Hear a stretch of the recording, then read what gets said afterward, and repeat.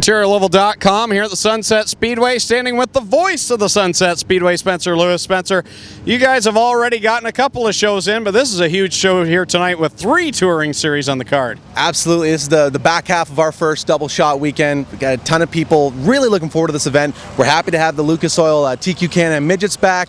Oscar is always a phenomenal show here, and the hobby cars, the vintage mods have such a strong following. This is really going to be an exciting night.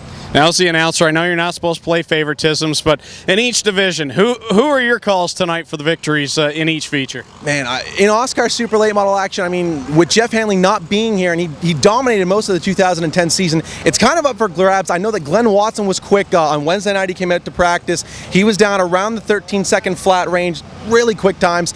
Brandon Watson has as good a chance as anybody. He was out shaking down his car last night. Dwayne Baker won this event last season. So between those 3 drivers, I think you might have your feature winner. A wild card pick could be Dave Taylor in the 51 car. He's coming back after a few seasons off and definitely has looked quick so far. Could be one to watch in the Oscars. As far as the TQ Can-Am Midgets go, J.R. Fitzpatrick, NCAT star, nationwide star. He was out here last night as well, practicing that car and really just showing it off for the fans to see what they're going to get tonight. He has been very, very quick. If I was a betting man, I would put money on that car tonight. And in the vintage mods, I know that this is their season opener. Dave Franks is doing the Hank Franks Memorial for them. Mike Pod's the defending winner. I would have to put some money on the number 5 car to come out with the win tonight. All right, now Sunset Speedway has already actually got a couple of regular nights in the books. A lot of tracks envy that because the weather's been so bad.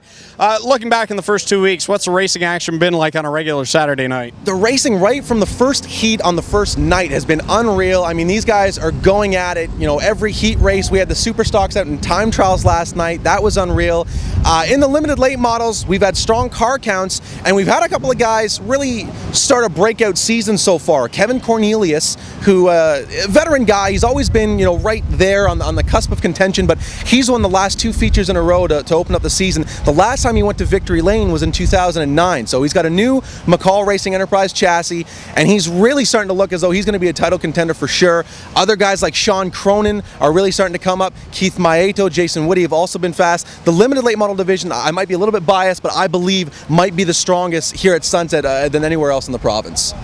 Now, heading into tonight, a different atmosphere because you have all the touring series, and it has to be exciting for you as an announcer when the touring series come in because you get to see some variety. You also get to see maybe some different driving characteristics out there. You look forward to this date on the calendar? Oh, I absolutely love any time we get a touring series in, but I've been a huge vintage mod fan, you know, since I was a kid coming here and just sitting in the stands and watching, so I love having them back.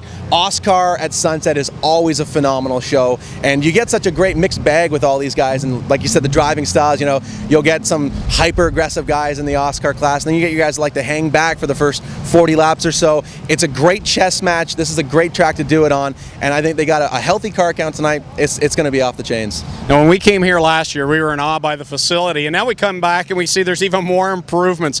As the announcer at a track, that really has to get you excited. I know that feeling from being at Ohsweken. It's the same thing here. You must really enjoy coming to work. It's unbelievable. It seems as though every week we're showing up and they've got something new, something to make it either easier on the staff or better for the fans, or, you know, make more sense for the drivers. They're really constantly working towards making this facility the best in the province, the best in the country, and hats off to all the guys that are associated with doing this because it really is a constantly improving project for them. Now, folks obviously can see you here each and every week at the Sunset Speedway, but you're also doing a new show on Inside Track News TV. It aired on the weekend. You'll do a wrap-up show on Tuesday. Let folks know a little bit about that and where they can find you. Yeah, it's Greg McPherson, the editor from Inside Track, called me up on Wednesday and said, you know, we're interested in doing this. We want to launch a new website and get some more daily content up there. I'm like, okay, great. So we went down and we did the first show. We're planning on doing it every Thursday to do a preview of the weekend, and then every Tuesday morning do a wrap-up. So we're hoping to do that every week throughout the season, and then maybe even a little bit into the off-season and preview some of the events maybe south of the border, like the Snowball Derby or New Smyrna Speed Week. So it's really exciting. I'm happy to be a part of it, and we're hoping to build off of our first episode and really go from there every week. All right, that's Spencer Lewis getting ready tonight here at the Sunset Speedway for the Oscar Super Late Models, Canadian Vintage Modifieds, and the Can-Am Midgets. I'm Greg Kilnan for OntarioLoval.com.